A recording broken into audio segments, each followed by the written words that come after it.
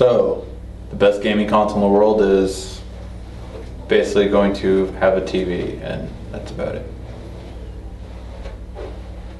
Or Microsoft.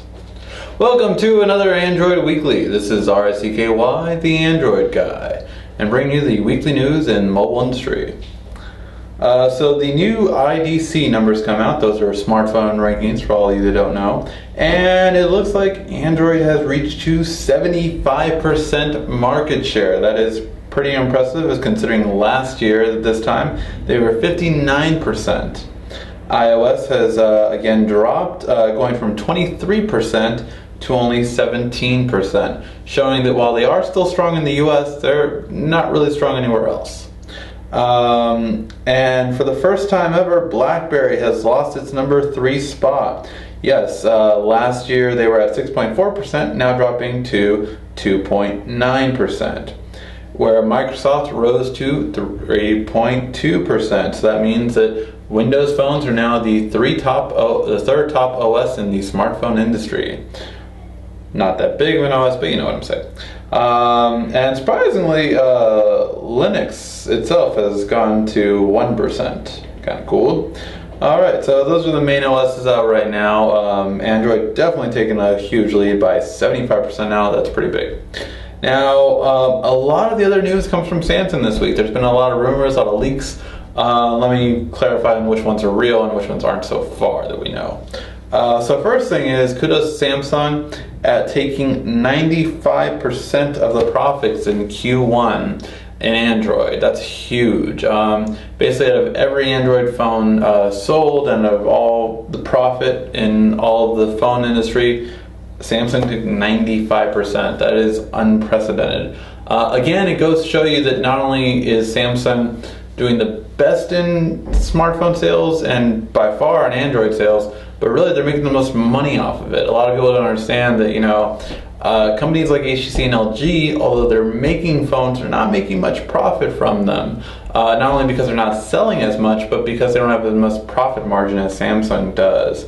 Now, you could argue, well, it's because of the materials and all that kind of stuff and all that, but then again, if they're not around a couple of years from now because they're nowhere making as much profit, then they could change to those materials. That's the difference.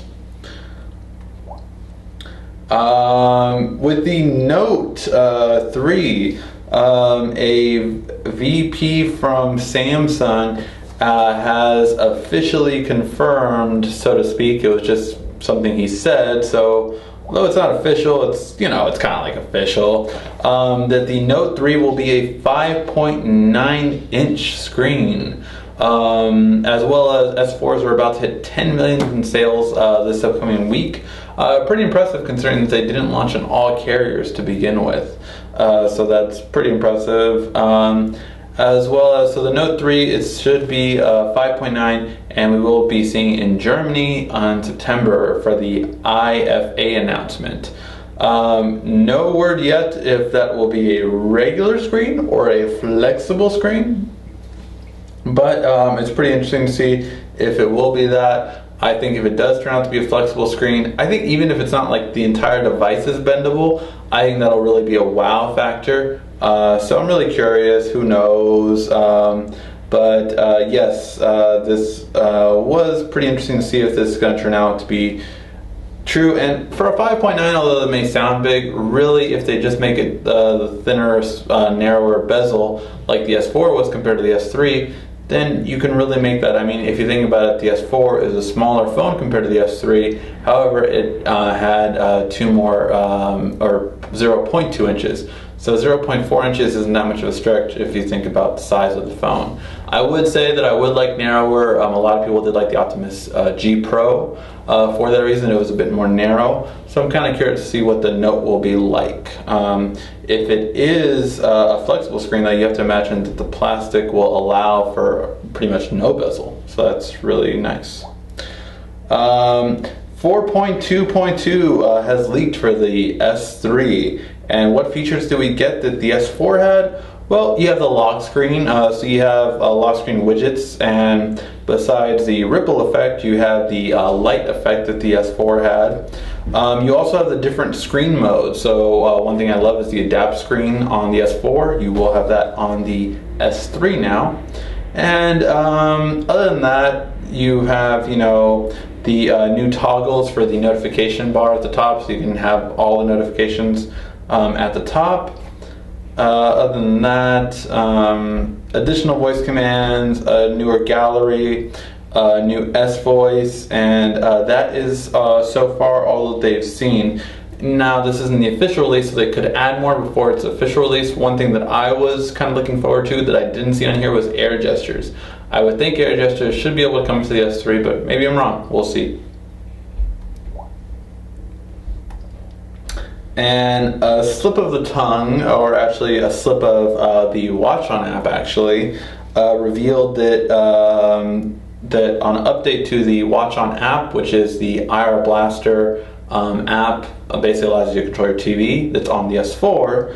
An update recently stated on the bottom added support for upcoming S4 Mega, S4 Mini, and S4 Active. Now, this is pretty interesting because, you know, we've heard about the S4 Mini before, and we haven't heard about the S4 Mega. As far as I know, there's Mega devices out overseas, but we've never heard about the S4 Mega. Because wouldn't that be more so like a Note, really? Or I guess it could be just a bigger S4, but not have the Note functionality. But then it's kind of like, I don't know, I feel like it's kind of flooding the market. Like, you know, stick to. I like that Samsung has an S series before the summer, and then a Note series before the holidays. They're just not flooding the market. I don't feel, you know, you can create maybe entry-level phones or mid-range phones, but don't create the high-end phone, which Megas usually aren't. But I guess we'll wait and see. However, for the S4 Active, that leads us into the last article, which we now have a screenshot of the alleged S4 Active, and we even have a video to go along with it. Now, this is a pretty cool looking phone. I can't tell you how many people have posted that they love the metal on this phone because it's metal all the way around.